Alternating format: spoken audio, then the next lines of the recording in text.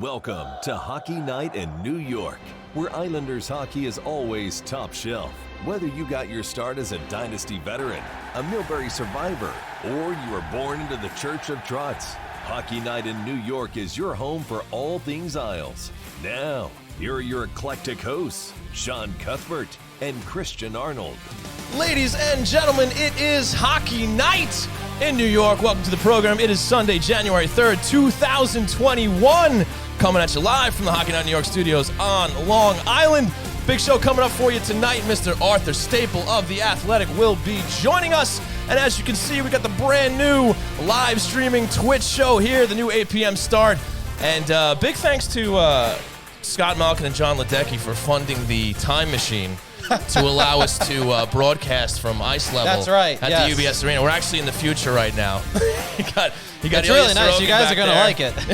It's going to be great. It's actually beautiful in here. So, folks, I want to thank you so much for tuning in to our debut show here on Twitch. A lot of fun here. Training camp is getting underway. Today was day one, although the Islanders did not hit the ice. But we got plenty to talk about. So, Christian, how we doing? My name's Sean Cuthbert, by the way. With me, as always, is Mr. Christian Arnold. What's going on, everybody? Doing, yes, very excited. Obviously, the new Twitch format that we've launched today. Very excited about it. Sean and I have been working on it for the last couple and weeks. we still managed to botch the I mean, technology. What can you say? We're going to screw it up at least once or twice. Yeah, it's the first one. So, it's the pilot, as they say. Yes, so I think this will be picked up for a full season. Yeah, we'll see. Yeah. I don't know what network yet, but we're going to figure that out. They've all been coming to me saying, we like what you're doing, and we want you to be part of us. So Indeed. So, folks, I want to remind you all that we are sponsored by Blue Line Deli and Bagels, located at 719 West Jericho Turnpike in Huntington. Head on over for great food, great people, and great service. And you can check out the menu at BlueLineDeli.com. Also, we are sponsored by Thai Technology, a voice-over IP company, providing phone services for businesses across the country. If you're tired of dealing with long hold times and the impersonal service of companies like Spectrum, Optimum, and Verizon, give Thai Technology a call at 516-856-7800 for 3 free months of service. And we'd also like to thank our brand new sponsor. That is Hewlett. Hold on a second. Hewlett House of Tires. Great stuff over there. Go to HewlettHouseOfTires.com. And we really want to thank them for being a sponsor here, and they're helping us out here. That's through Go Hockey Media. So, folks, welcome to the show. Lots to talk about. And I guess we'll start with training camp, buddy. You were involved in that Zoom call.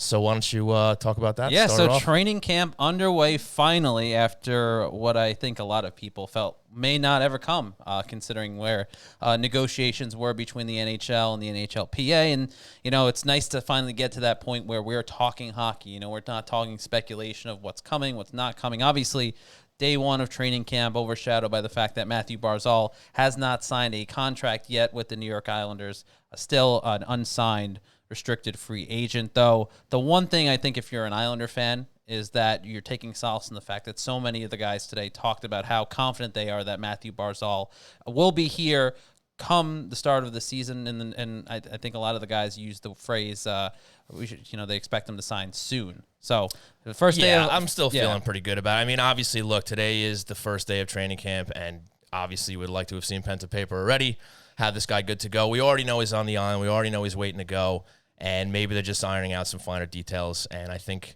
we're going to have some good news pretty soon, and he'll be out there on the ice. Oh, absolutely. I think that's the case. And we were talking about it before the show. The one thing that I noticed, and again, I'm sure people will correct me if I'm wrong. We got a full chat going on here during the Twitch stream, which is really cool to see. By the way, someone just asked if the full show will be available. You can watch the full show if you can't stay the entire time on Twitch. It will be there on our Twitch channel as well. Just like the audio podcast, 24 hours a day, 7 days a week. Yeah, 100%. But the one thing Sean and I were talking about before the show was that the one thing I remember, at least, I'll use John Tavares as an example, because, when you think of star players, Tavares is one here before the Islanders. Obviously, a little bit of a different situation a big difference in a situation than Barzal. A few things, yeah. But the one thing I do remember from that, and again, people will correct me if I'm wrong, is that the certainty of which the players were talking about Barzal returning, I don't remember the same certainty as when the whole Tavares kerfuffle was going on. Right. This is a point where you have Bo saying he's talked to Barzal, every day or every other day. Eberle was saying he's talked to Barzal,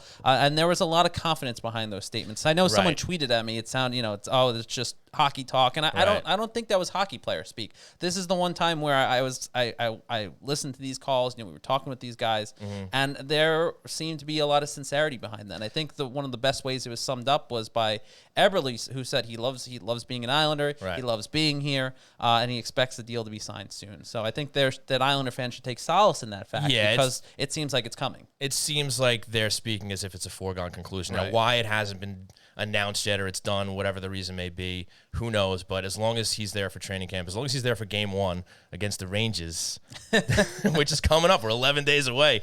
Islander hockey's coming. So excited. But yeah, I think he's going to be there. And, anybody who's still worrying about it, I mean, look, he only has so much as far as pull anyway, right? 'Cause he's a restricted free agent. The guy wants to play. As you said, Eberle said he loves playing. He's going to be there. So I wouldn't lose too much sleep over it. Right, and understandably, I know I've been saying on this show for weeks leading up to this launch of the new version of our show that, I expect him to be here. I expect him to sign before camp. I expect him to... I was wrong. I thought we would be talking about good news. I'll 100% say I'm wrong when I'm wrong, and I was wrong about that. But obviously, I think there's something a little more at play. I know we kind of were playing speculation last week and saying that maybe this is a longer-term deal. Another thing that I thought of... Which would be nice. Right. Another thing that I thought of, too, is perhaps the Islanders still trying to work out the economic mechanics of the whole thing, trying to fit everything under the cap and all that. Obviously, that's a whole other animal. So there could be other reasons why this thing isn't fully done yet. But I agree with Sean. I think we're both kind of on the same page there, that there's something in the works, that this isn't something Islander fans will have to worry about, and that not playing playing games without Matt Barzal isn't going to be something on the table come January. What is it, January 16th? 14th, my friend. 14th. That's right. Rangers at the Garden. Exciting stuff. So, another guy who will not be signing with the New York Islanders, who recently signed with the Arizona Coyotes, Derek Brassard, has moved on to warmer pastures. Yes, much warmer. It's going to be a lot hotter over there. Much warmer.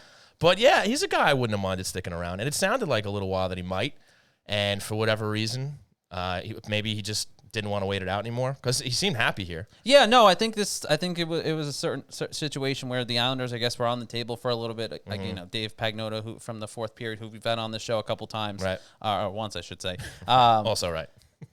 had said that that was something that could be in the works. That he was the one kind of reporting a lot of that information. But it seemed at the end of the day, a deal wasn't able to come to fruition. And then this is an opportunity now for the Wallstroms and the Bellows and really to kind of take that chance and take that next step and become a part of the Islanders, going forward on the NHL roster, I should say. Yeah, and we've been focusing on that third line for a while now during this offseason, because, I mean, it really is the main question of this team. We pretty much know up and down the roster what everything else is going to be. Yeah. But now it shines a brighter light on it, because now you know that there's two spots that are kind of not guaranteed, that are up in the air. You would have penciled Brassard in probably to one of those spots, unless he was completely outplayed. And I think too. Well, not only that, but I think there was some good chemistry between Pajot and Brassard. Yeah. So I think it would have been a natural fit. But you still have to figure out the other side of that, the other open winger slot. So now instead of having one open winger slot, you have two. Which again, it's an exciting opportunity. It's also an interesting conundrum the Islanders find themselves in, because it's such a short camp.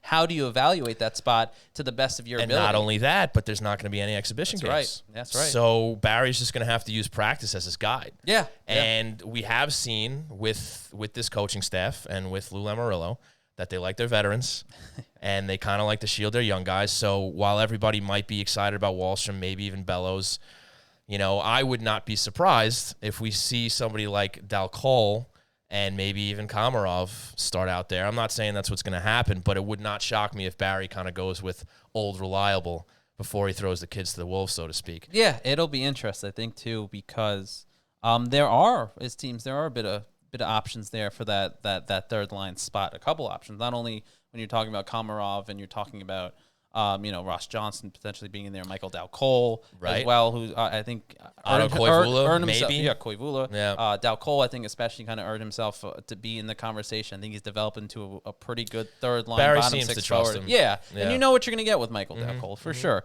And this is, in fairness, on the flip side of the conversation, it is understandable why you would maybe be a little more cautious, because with a 56-game schedule, you don't have the luxury of having some games where these guys are going to go out To and feel him out. Yeah, and right. be able to develop a little more and make those mistakes. Every game is going to be crucial, especially when you're playing the same opponent 8 times during the course of the regular season. It's a good point. Yeah, Barry's really going to have to hone in on who he feels is going to win him the most games. Yeah. So, unless there's any surprises and they bring somebody in from the outside, obviously we got some quotes from Lou saying that's not looking likely. Right. But, you take that with a grain of salt. You never know what he might have cooking in the background. But assuming that doesn't happen, it's really hard to tell who's going to get those spots. I think, and that's just going to be the main focus of this training camp, is really seeing who shines, skating with Pageau. It's going to be interesting to see who's even, in the drills, during practice, who they throwing out there with him and who's getting a little more time with Pageau. And maybe we kind of start to see, it develop who's going to end up taking those spots. Yeah, it adds a little bit of intrigue. Barry Trotz was talking about it today during these calls about the competition and the fact that, this is a great opportunity for these guys, these young kids to kind of make their mark and make a push for some of these veterans' job. And, he doesn't want anyone to feel complacent or feel like their position is secure. So it's an exciting prospect from that vantage point, because you have different options that could be there, and you have these younger guys kind of pushing for a roster spot and have a legitimate chance or legitimately be in the conversation.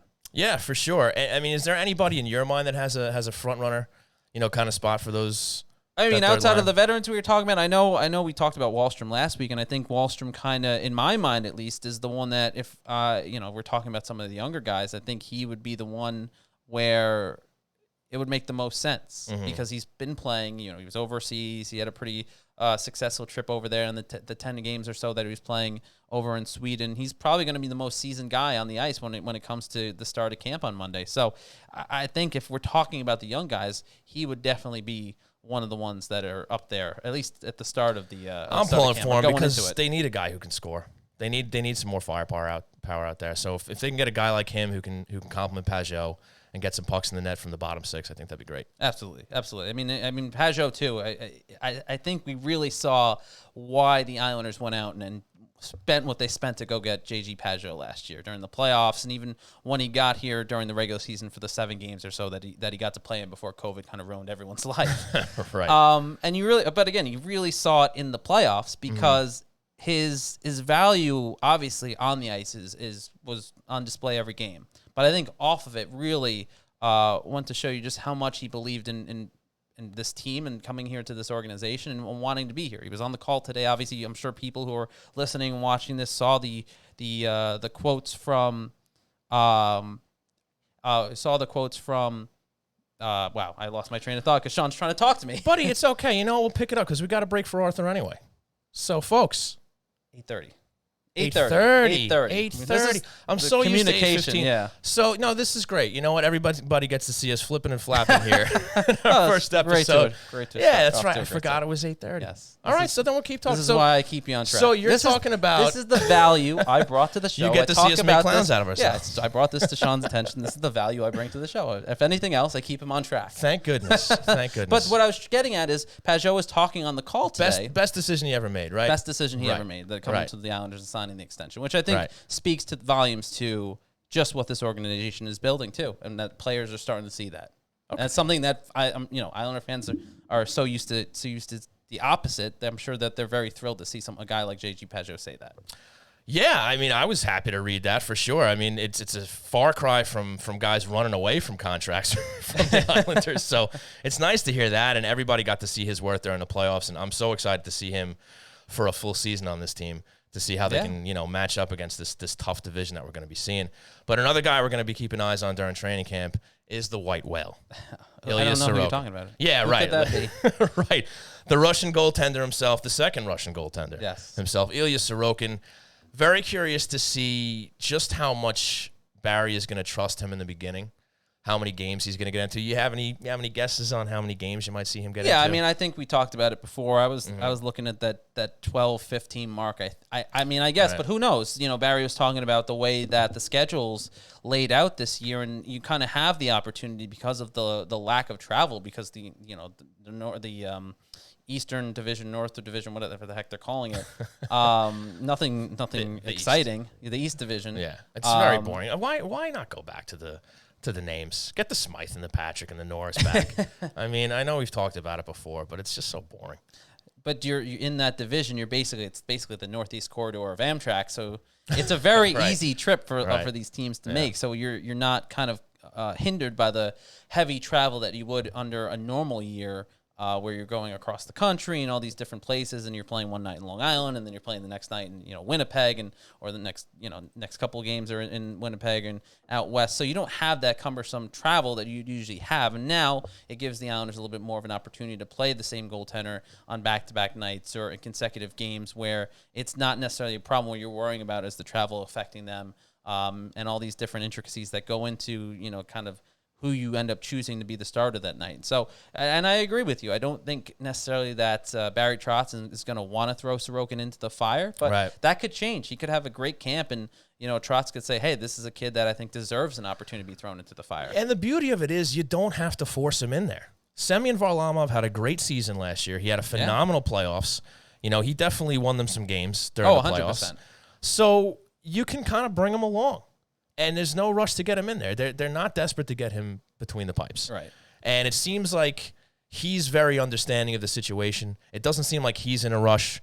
It doesn't seem like there's going to be any sort of ego issues and, everything I did over in the KHL, Right. Why don't you put me in there, sort of thing. I think he understands his role and that he's going to have to adjust to the North American game, the smaller rink. Yes. And we're going to see Semyon Varlamov start at least game one, and he'll probably get the bulk of them.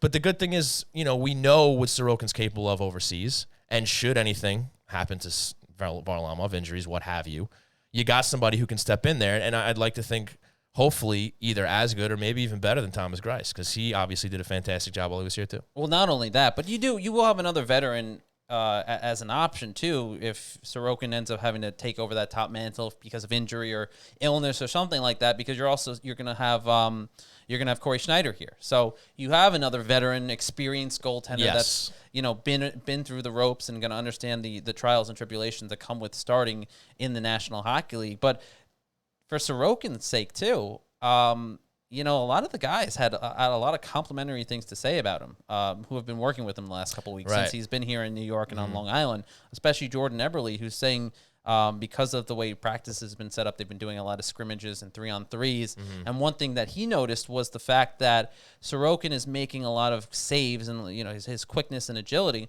and he's making a lot of tough saves that he doesn't see from a lot of goaltenders, which I think says a lot coming from a guy like Jordan Eberle. So it's certainly another notch for him going to the season and being prepared and being ready to make that jump to the NHL, and obviously living up to those expectations that a lot of Islander fans have, considering the pedigree that he comes with from the KHL and from his international play. It has been a long road, and it's crazy that we're actually only 11 days from seeing Ilya Sorokin on an Islander bench. He's actually going to be involved in games that actually mean something. I mean, he hung out with the team the whole time during the return to play, during the playoffs. He was practicing with them the whole time. But now he's actually going to be part of the squad on the bench and, eventually get a start. It's going to be really exciting. Did you see his mask artwork, by the way?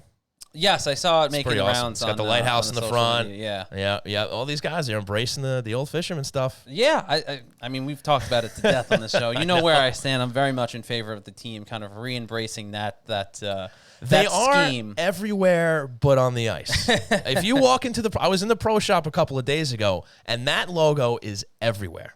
Hats, shirts, sweaters, and even those new high tops. Did you see those Vans? Yes, yeah. Uh-huh. I may or may not have gotten a pair of those. All right, well. Maybe.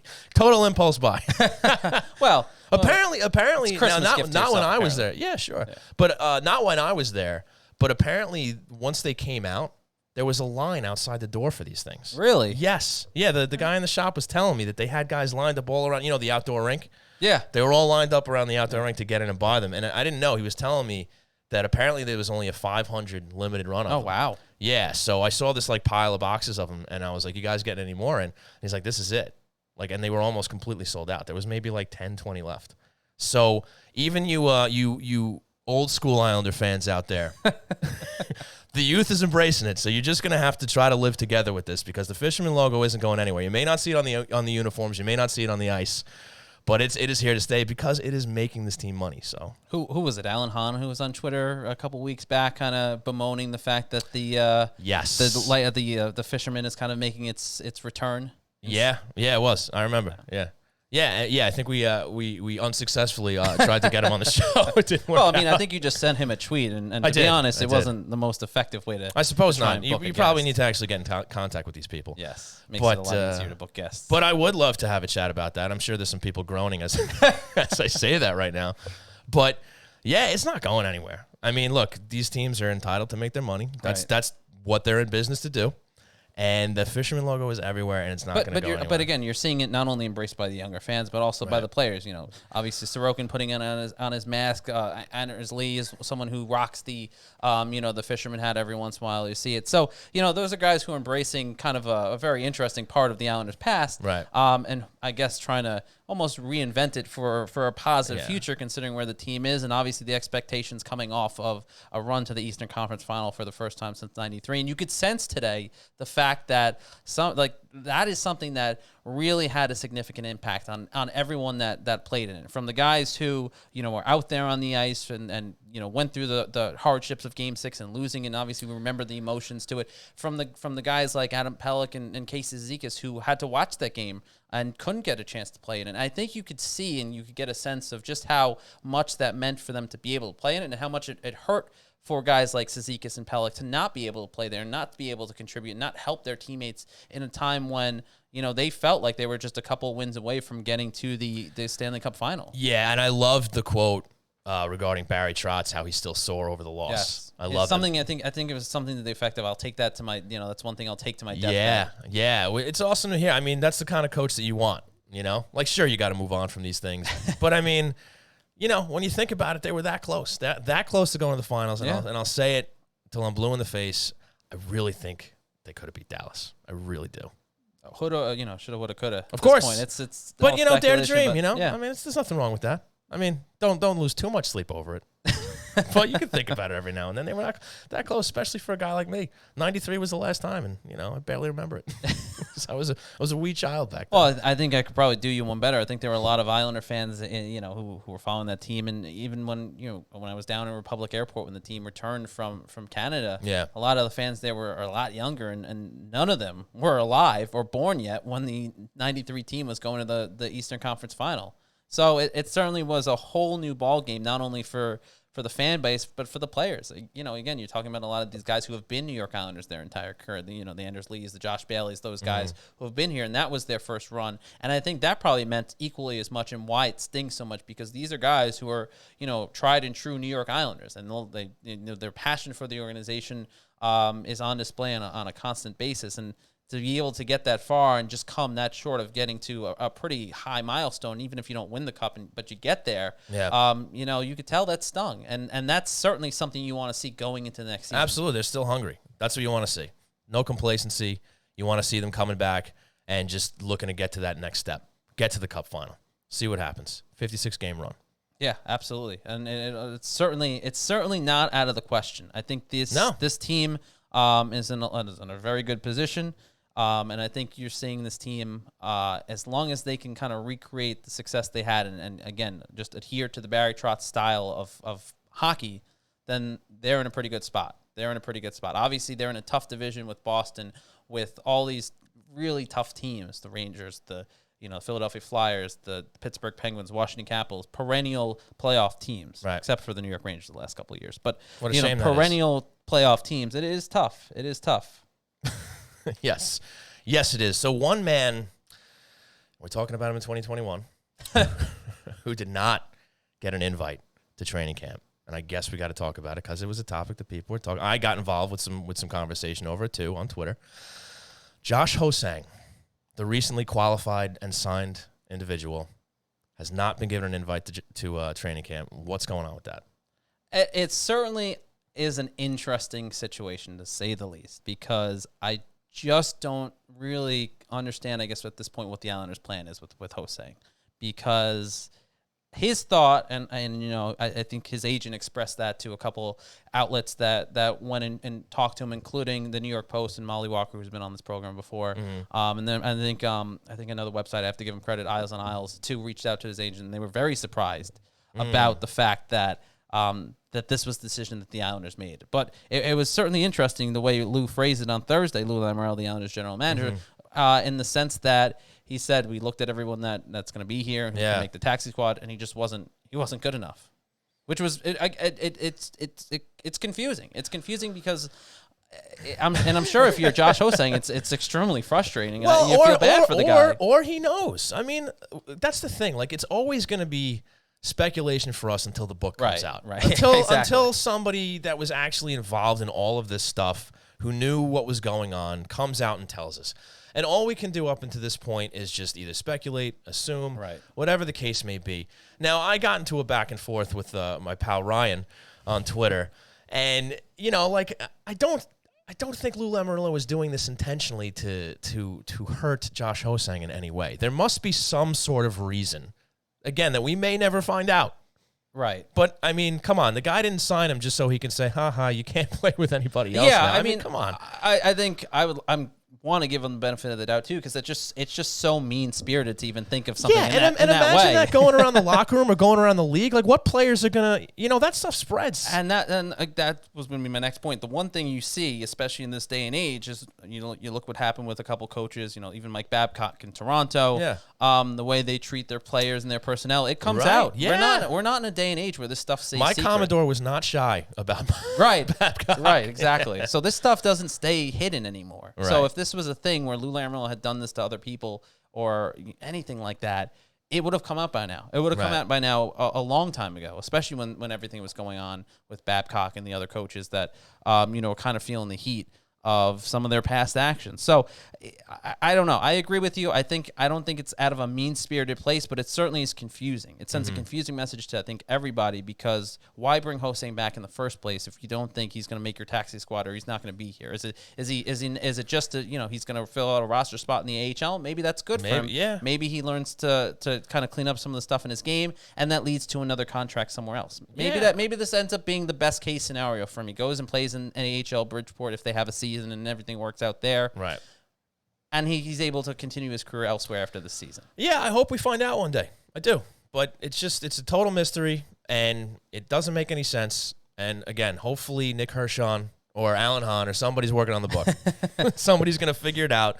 Let us know, because it'll be an interesting read, because it's just been such a long, drawn-out, ridiculous saga that just never ends. I mean, the crazy thing is I remember a couple of years ago saying we'll still be talking about this in 2023, and we're 2 years away from that. Right. You're not that far off. We're not that far off, which is really pretty insane. That's insane. So, folks, now we will go to break, because we got Arthur Staple from The Athletic coming. So, want to thank all you guys for tuning into our debut show here at twitch.tv/HockeyNightNY. Remember, you can also tune in live or for the archives there or at HockeyNightNY.com for the audio.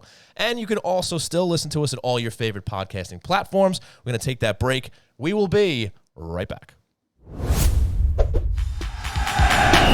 Customer service is the backbone of any great business, and reliable telecommunication is essential to keeping your client base happy. Introducing TIE Technology, a low-cost, flexible internet phone service founded on the idea that every customer deserves exceptional service while providing simple setup and management and easy integration to clients across the country.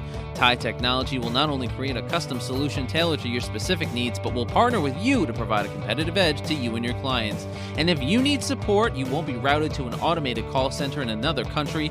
You'll get a live representative that had a personal hand in building your account. So Islander fans, if your business is looking for a change from companies like Spectrum, Verizon, or Optimum, TIE Technology is offering 3 free months of service for any of its affordable packages. Just call 516-856-7800. That's 516-856-7800. Or visit them on the web at TIEtechnology.com. That's TIE, T-I-E, technology.com. TIE Technology, the right choice for your internet phone service.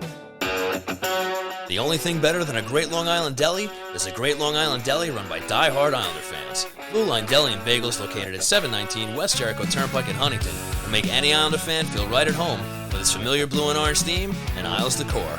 Blue Line Deli and Bagels proudly serves Bagel Boss bagels, along with breakfast favorites, hockey-themed heroes, quesadillas, salads, fresh-made smoothies, and much more.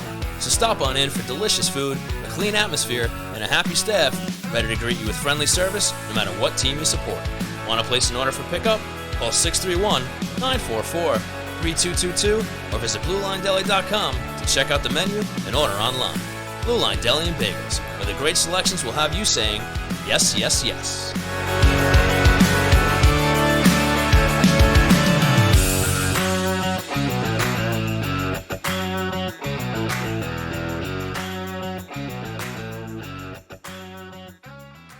Did you have a nice break? Well, it's time to get back on the couch for more Islanders therapy with Shawnee and C. Arnold on Hockey Night in New York. Welcome back to the program, ladies and gentlemen. It is now time for On the Line, brought to you by Ty Technology. And joining us right now from The Athletic is none other than Arthur Staple. Arthur, thank you so much for joining us. How you doing tonight? Doing very well. Appreciate you coming on. So hockey is back. Training camp is back. We're 11 days from the Islanders' first game of the season against the New York Rangers. So why don't we just start right off the bat here with training camp. What are you expecting to see? There will not be any exhibition games. It's going to be short and sweet. What are you looking to see out of this Islander team in camp before skates hit the ice against the Rangers?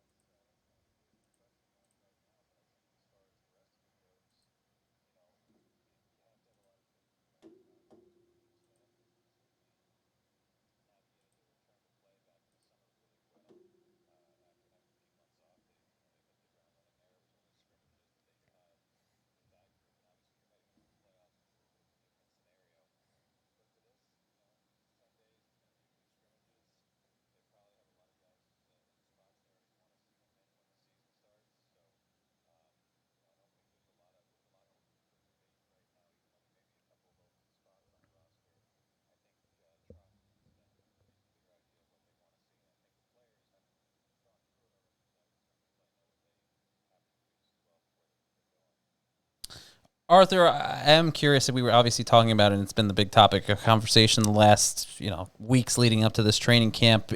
At what point do you think we see a new contract for Mathew Barzal?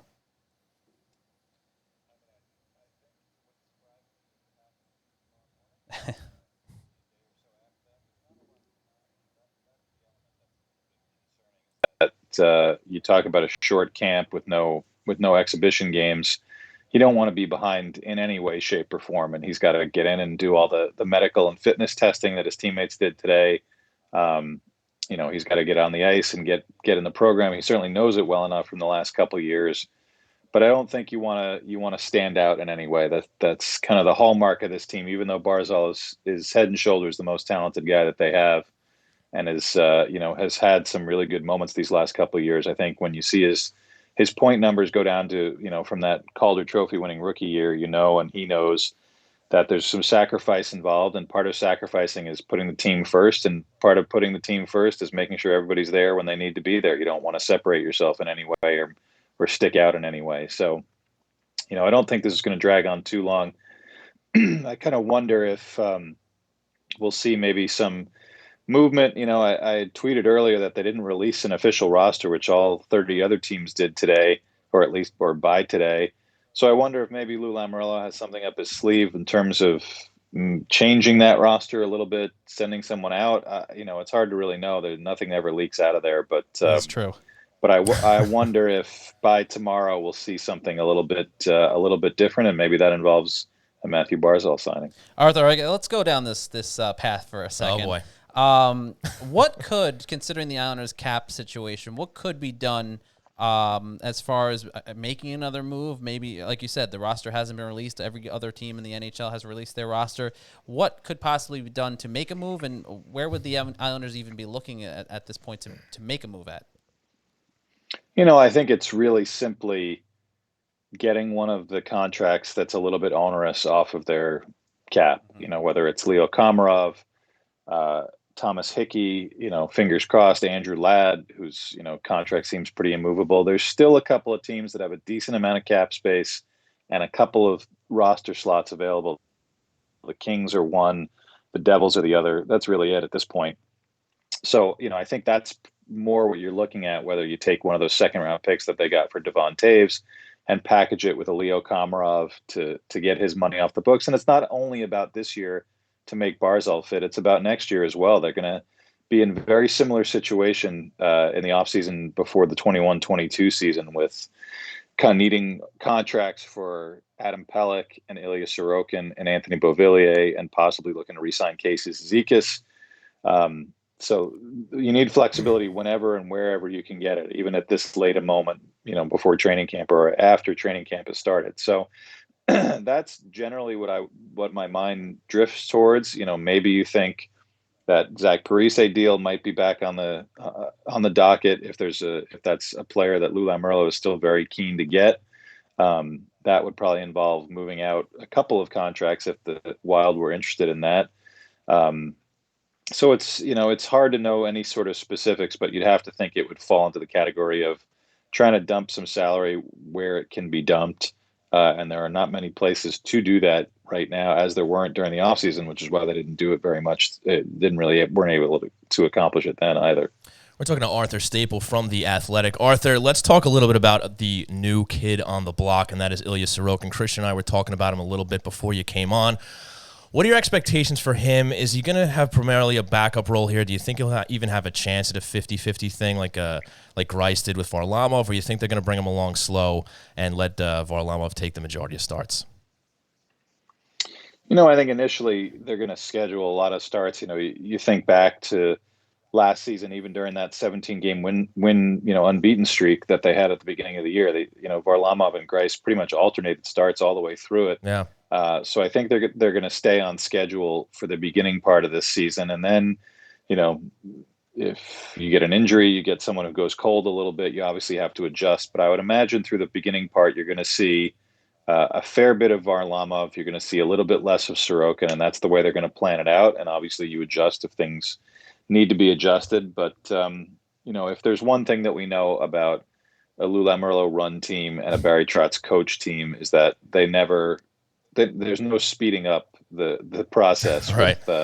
with some of their newer, younger guys. And Sorokin's not a rookie. He's not a teenager or anything. This is a guy who's been a pro, one of the best goalies who wasn't in the NHL around the world for a lot of years. But I think even he is probably already understood, having been here for a little while this offseason, that they go slow around here, and if you want to be part of the program, you got to go along with it. So I can't imagine in either language, Russian or English, that Sorokin would be someone who's going to complain about starts right off the bat. But I think if all goes according to plan and everybody's healthy, if he got 20 to 25 starts this year, I think that would probably be the target for the Islanders. I'm sure for him it would be more, but I think what's most important is where he is when the season ends, and not necessarily when it begins. I think that's a great point. And I think another big focus that's going to be in camp, and Christian and I also talked about this a little bit, is going to be that third line. It seems like everywhere else you kind of know who's going to be where for the most part. So you got two winger spots here for J.G. Pageau. And, you talk about some of the young guys brought along slowly when you think of guys like Wahlstrom and Bellows. Do you see anybody that might have the upper hand in taking those spots, at least in the early going here, and how that might end up playing out? I think it'll be interesting. I think you're gonna start off, like I said, if we're counting Barzal and nothing has changed there, and nobody has been shipped out, I think, again, it's got to be a situation for Barry Trotz, knowing him the way we all know him. Guys like Wahlstrom and Bellows and Otto Koivula are going to have to exceed their expectations and work their way into those spots. I think if they had their full top 12 forwards going on the ice tomorrow, it wouldn't surprise me to see Michael Dalcal on one side and Leo Komarov on the other of J.G. Pageau, and I'm sure that would elicit a lot of groans from Islander fans, because it's the same old. But that's what they're happy with. That's what they've had pretty decent success with. They haven't had the ultimate success with, but that's the way that they operate. So, it wouldn't surprise me to see it start out that way. Whether camp finishes that way, I think is a lot of that is up to Oliver Wahlstrom and Kiefer Bellows and Otto Koivula, and maybe even Simon Holmstrom, who might be in camp after Sweden got bounced from the World Junior Tournament the other day. So, it's again the same situation. There nothing is given. A couple of those guys had decent little cameos in the NHL last season, but I don't think anybody was played to the sort of level where you said that guy's got to be a day one starter for us next year. It's just not the way that they operate. So, I think it's going to be ordered the way that if you're thinking about it clear-headed and reasonably, that it would be. So, I don't think you're going to see Wahlstrom start in that spot. If we do, it'll be a pleasant surprise. But I think it'll be some familiar faces in that so-called top 12 to start things off tomorrow. For those guys too, Arthur, I'm curious about this. Do you think the fact that training camp obviously is much shorter, and the fact that there won't be any exhibition games for the coaching staff to evaluate these guys more in a game situation, do you think that kind of works against Wahlstrom, a Bellows, a Koivula, because they don't get that experience and that exposure in front of the coaching staff in a situation like that? Yeah, I think there's some pros and cons to the way this is all going to get underway. Yes, with the short amount of evaluation time, they would have to show a lot in situations that aren't really considered super competitive. Maybe not everybody. Obviously, not everybody's going to be going full blast against their own teammates. So you have to show stuff in an environment where guys are going 60% or 70%, and that's difficult to do to change people's minds. But I think also, something in their favor is that, when the season gets started on the 14th, we're still a couple weeks away, even from an AHL training camp. And I think you want your young guys playing games. Having them hang around to practice or be on the taxi squad is not ideal. So I think that's an opportunity for at least a few of those guys to cycle in and out where they're not in a situation where they're missing any other developmental time by playing in the AHL. You even hope right now that there is an AHL season, whether it'll be 40 games or 50 or whatever, starting in February. So between January 14th and when the AHL season is going to start, or at least when the AHL camp would get underway, it was probably 10 to 12 days. That's an opportunity to look at some guys that aren't going to benefit by just hanging around the practice facility and working out on their own. So, I think there is an opportunity there, and I think, and Christian, you were on the Zoom today with Barry when he says the taxi squad is kind of going to be the biggest challenge for coaches. It is an interesting situation because you're going to have guys. You don't have to send an Andrew Ladd or a Leo Komarov to Bridgeport, physically to Bridgeport. You can have them around and essentially they're in the minors, but also with your team. Right. And those are guys you don't have to worry about, being prepared. They're pros. They've been pros for a long time. They don't need the games. So that maybe works against the Wallstroms and the Bellows of the world. Those guys don't need waivers. And right. When the AHL season does get underway, that's going to be a very developmental league this year. It's not going to be a place where you stash bad contracts because you can just have those guys traveling with your team. So it's all going to be very interesting and like kind of like Cal Clutterbuck said today. It's all real theoretical right now. I'm fascinated to see what teams do with it, what the Islanders do with it. They do have a lot of candidates for a taxi squad that they don't need to be playing games in the AHL, but also they don't want guys like Andrew Ladd standing in the way of Oliver Wahlstrom getting NHL experience. So it's really going to be an interesting balancing act. And I think at least at the start, what happens on January 14th is not necessarily what's going to be happening for the bulk of the season, just because there will be no place to send guys to play games right then. Right. And speaking of the taxi squad, Arthur, I read an interesting piece from the Athletic Toronto from your colleagues over there talking about potential for maybe, for lack of better words, taxi squad shenanigans as far as the cap goes.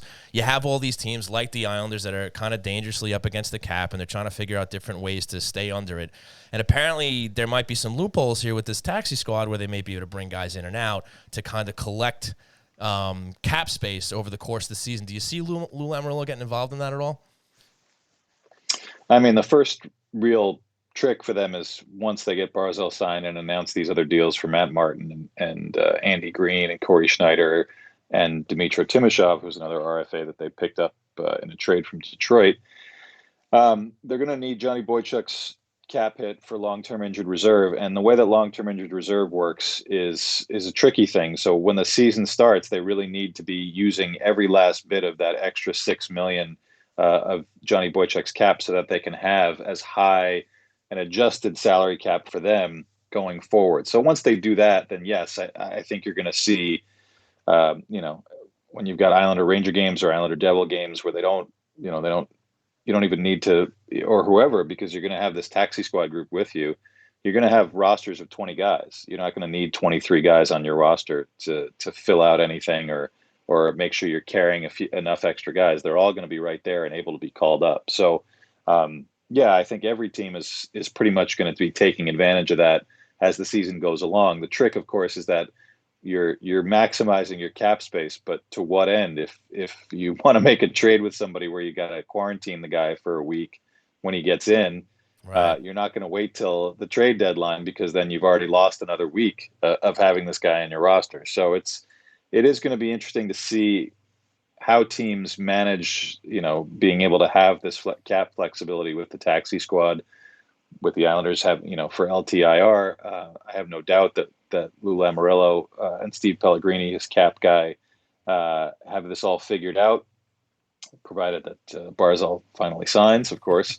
But it is a bit tricky at the beginning. As long as you do that, they can play around with the taxi squad going forward, and I think you're going to see a lot of nights where they're playing a game.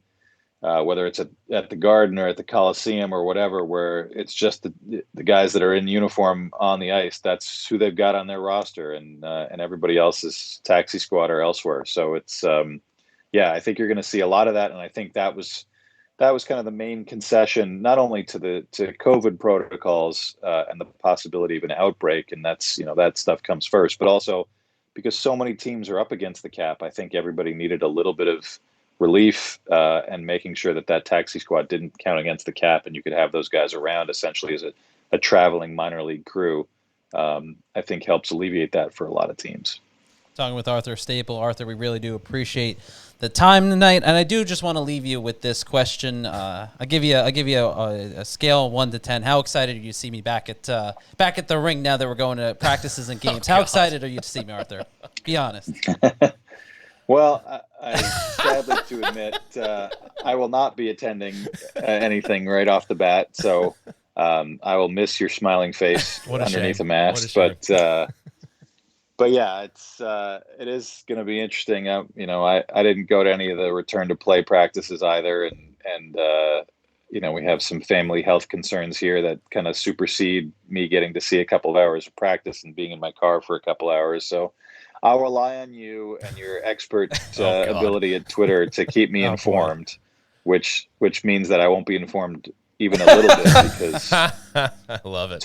Twitter is not your strong suit. You do a lot of things really well, Christian, but I think we all know your Twitter game needs to get up a little bit here in 2021. I love it. Arthur, thank you so much for joining us tonight. That was excellent. Really appreciate it, and we hope to have you on again in the near future. All right, guys. Anytime. Thanks a lot. Take care. I set myself up for that one. You totally did. That was, and I loved every minute of it. So now let's move back to the main screen. Yes, as we figure out how to operate our new equipment. Here we are. That was a great conversation. Arthur Ovi's a wealth of information. And I believe we may have had a little snafu with the audio in the beginning of the interview. If you did miss any audio watching live tonight, we will have all the audio afterwards, so you can catch that part of it. We apologize.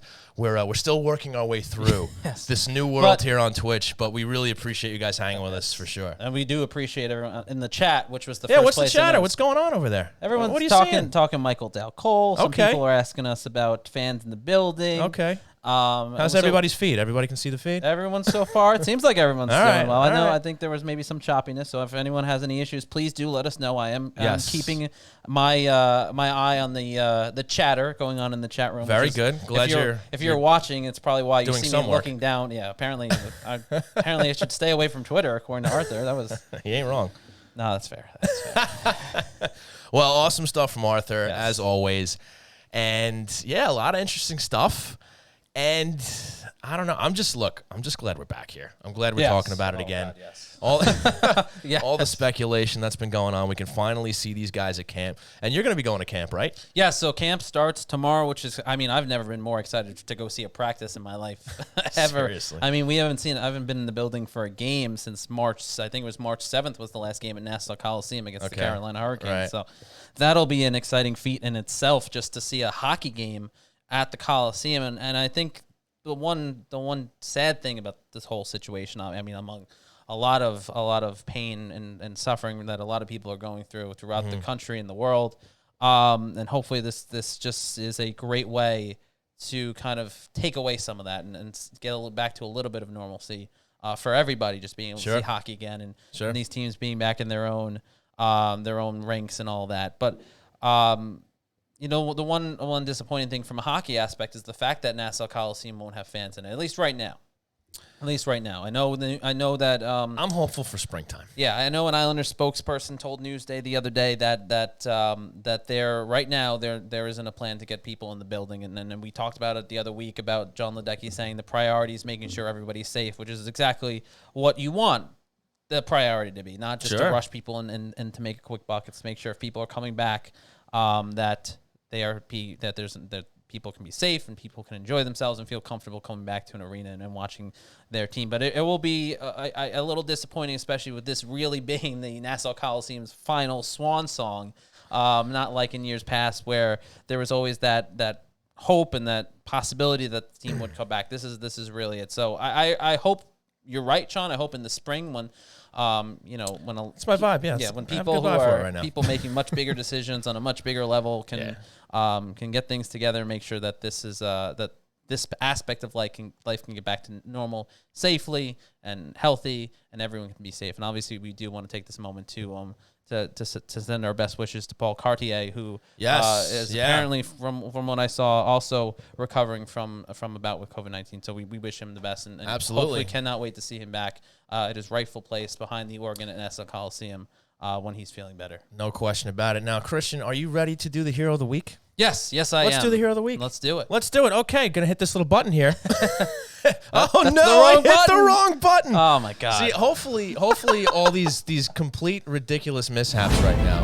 That's the right button. All right, so folks, it is now time for the Hero of the Week. By the way, can I just point out, we made incredible time. We went from UBS Arena in Elmont to Huntington Blue Line Deli in about 10 seconds. Well, that's the DeLorean that Malkin and Becky gave us. I mean, it takes us right there. It's because fantastic. that's a 40-minute drive right there under normal circumstances. We're here. We're here at the Blue Line Deli. So, folks, and it's daytime.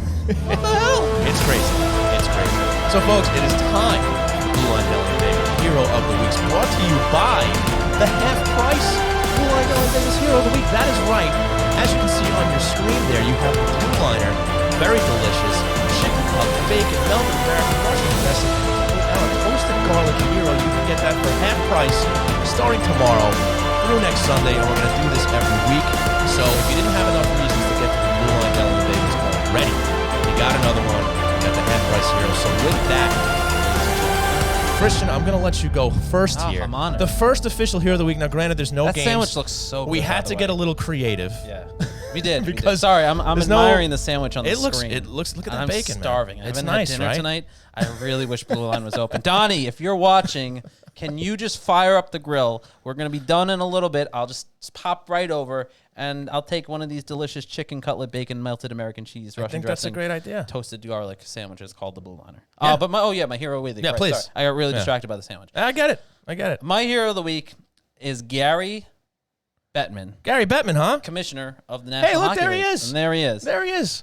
Gary Bettman gets my hero of the week because while a lot of people This is rare. Yes, a lot of This people is give him a lot of garbage, and he's often criticized and rightfully so at certain points.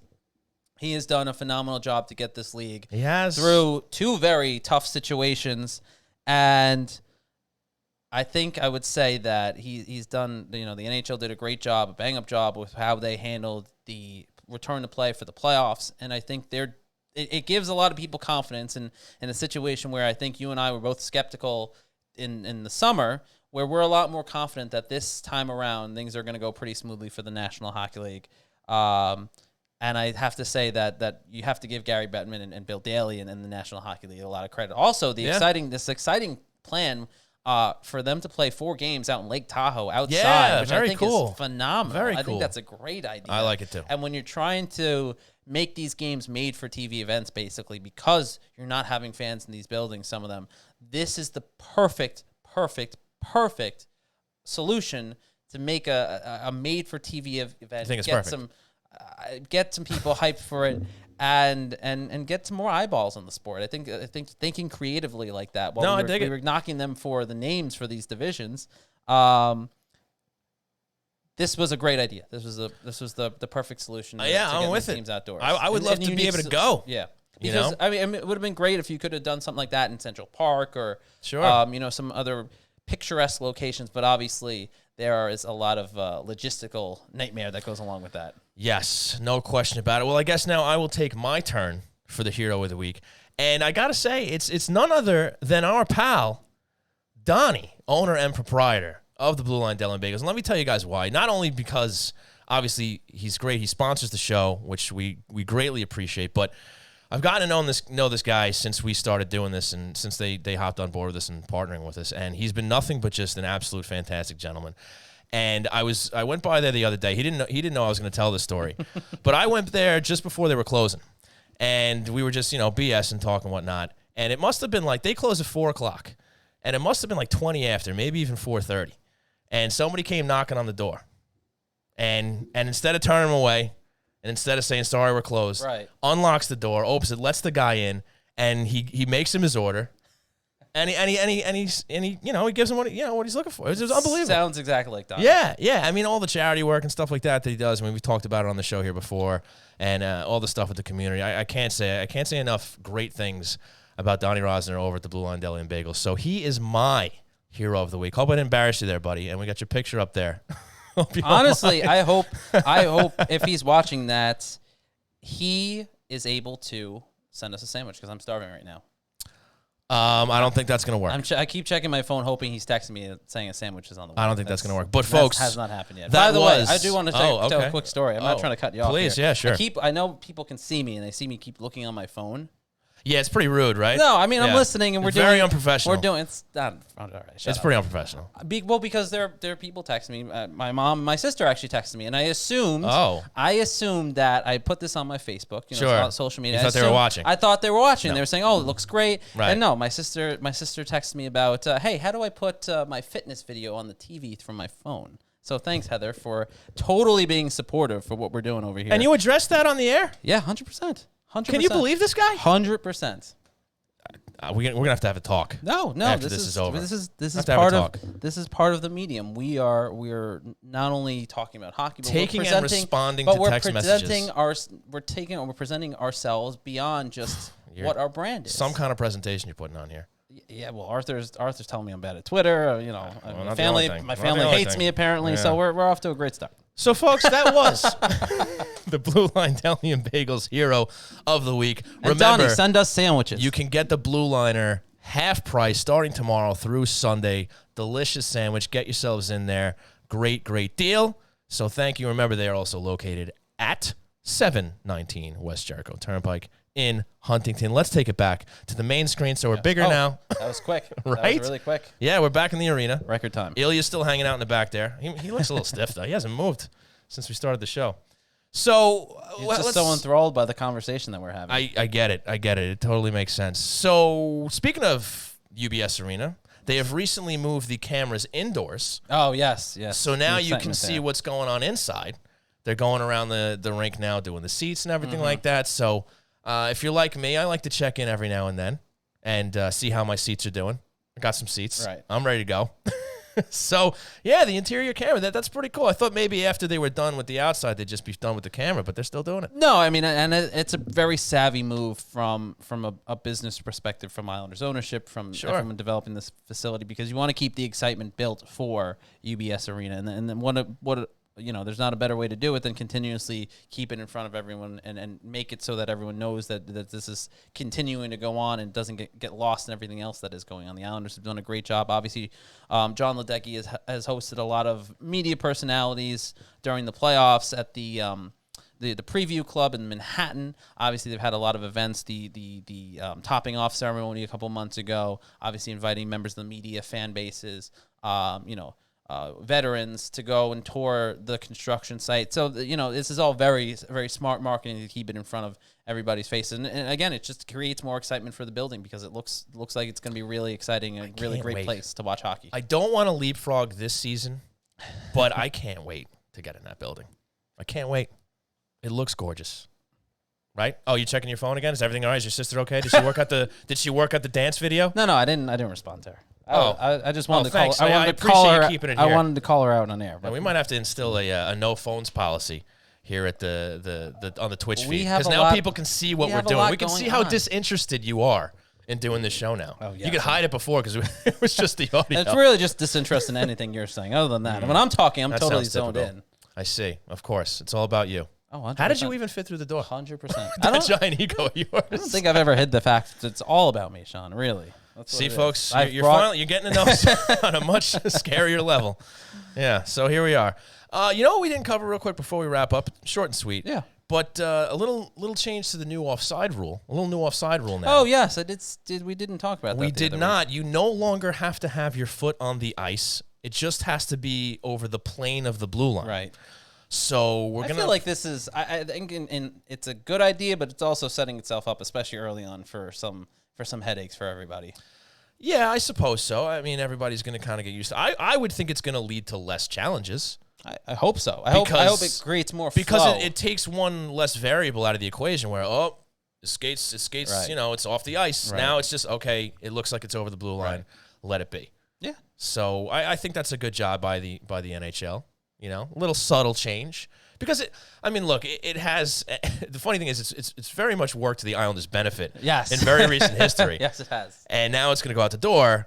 But I mean, it's so silly when they're stopping the play for all that time. Just is his foot on the ice or Right. not? I mean, you know what I mean? Like I think this is a good for move. the betterment of the game. I'm optimistic that it will pan out. But obviously, I think the first couple games, first couple weeks, first month or so, even the season, it's going to take some adjusting to. And I'm sure it'll create more headaches than off the bat, and then you'd want. But we'll see.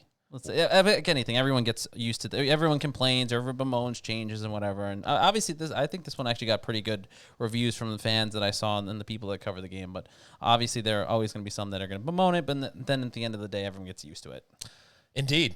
So, Indeed. That's my 2 cents. Really appreciate it. I see. I got to tune out while you were talking. I was thinking about something completely different. Probably I the- wanted to try that out for size. Just Probably see what it the was like. sandwich, because I was thinking about the sandwich the entire time I was talking. It was a real good looking sandwich, It was. I have to say. So let's see. Now, I guess I'll give you a little. I don't know why I'm doing this, but a little time in the spotlight here before we close out. What's going on? Give with me NYI? a little time in the spotlight? Well, look, pal, they're back fine. at camp. Everybody's excited. Hockey's back. We know you're working half-heartedly over at NYI Hockey now. So why don't you fill everybody in on what's going on over there? What's the articles you got up there? What can we expect as training camp opens here? Yes, we're going full force into the coverage for the Islanders. Now the training camp's here, we're not talking Full about force. speculation or rumors or hope that a season will start. It's here. Mm-hmm. So obviously we'll be down at training camp the next couple days, covering what's going on there. Try and give people as much a perspective inside that we're seeing, because people are going to be so far away from the game. It's, people are going to be thirsty for information and coverage. So, we'll be all over training camp. All over. All over. Okay, over. you heard it. You heard it. So, I don't know what you want me to say. buddy, I'm trying to help you plug your site, man. I mean, your coverage is Go. half decent. Well, with endorsements like that, I mean, what more could you ask for? No, It's pretty okay. Go to nyihockeynow.com. You can subscribe for just $29.99 for the entire year. I think we're There you also go. going to work on some. Somehow you roped me into that. We're gonna, because you're an idiot. We're gonna work on getting Almost people some discounts because of the start of the season, trying There to you draw go. more excitement. So we're There you working go. on that. Okay. And so yeah, there's a lot of great content. There's gonna be a lot of great content from inside training camp, and obviously once games start from inside the Nassau Coliseum. So it'll be a lot of fun. Like I said before, I'm excited to finally be at a game. I'm excited to see real hockey be played and be there in person. And there was only a very select few that were up there in the Toronto bubbles to see it in person. Who did you have to sweet talk to get them to allow you into the building? I've been doing this for like 10 years. Yeah, This is not. But I mean, this might have been a good time for them to reconsider. I think every year is a good time for them to remake it. I don't know why I appreciate the fact that you can admit that. I don't know why they still let me in, but hopefully they're not watching this and hear that. Yeah, well, it is what it is. So I think we can wrap up there. Cue the music. Cue the music. There it is. So, folks, want to send a huge thanks to Arthur Staple of The Athletic for joining us here on our debut of Hockey Night in New York over twitch.tv. We hope you guys enjoyed it. And we want to send a huge thanks over to our sponsors, Blue Line Deli and Bagels, located at 719 West Jericho Turnpike in Huntington. Head on over for great food, great service, great people. Check out the menu at BlueLineDeli.com. And don't forget to go over for the half-price hero, the Blue Liner, starting tomorrow through Sunday. I want to thank Ty Technology, a voice-over IP company providing phone services for businesses across the country. Check them out at tytechnology.com for all your telecom needs, or give them a call at 516-856-7800 and get 3 free months of service. Give them a call. And also a big thanks to our new sponsor through Go Hockey Media, the Hewlett House of Tires, located at 1740 Rockaway Avenue in Hewlett, offering a free tire rotation with oil change and $20 off tire alignment. Just mention the Hockey Night in New York podcast when you stop in, or call for an appointment at 516-593-2200. You can also check them out at HewlettHouseOfTires.com. And a huge thanks to all of you out there for joining us on this debut broadcasting of our Twitch stream. We're going to be doing this every week during the season. Hope you enjoy it. If you got any ideas, any comments, please let us know. We want to thank you guys so much. We'll be back next week. And remember to follow us on social media on Twitter at hockey.ny. Follow Christian at C_Arnold01. Myself at Shawnee Hockey. Follow the show at Hockey Night NY, Twitter, Facebook, Instagram. And remember, keep it here, twitch.tv/Hockey Night NY. For Christian Arnold, my name is Sean Cuthbert. Thanks for tuning in. We will see you next week. Nice wave, buddy. Great job. Great job. Kill the mics. Should I?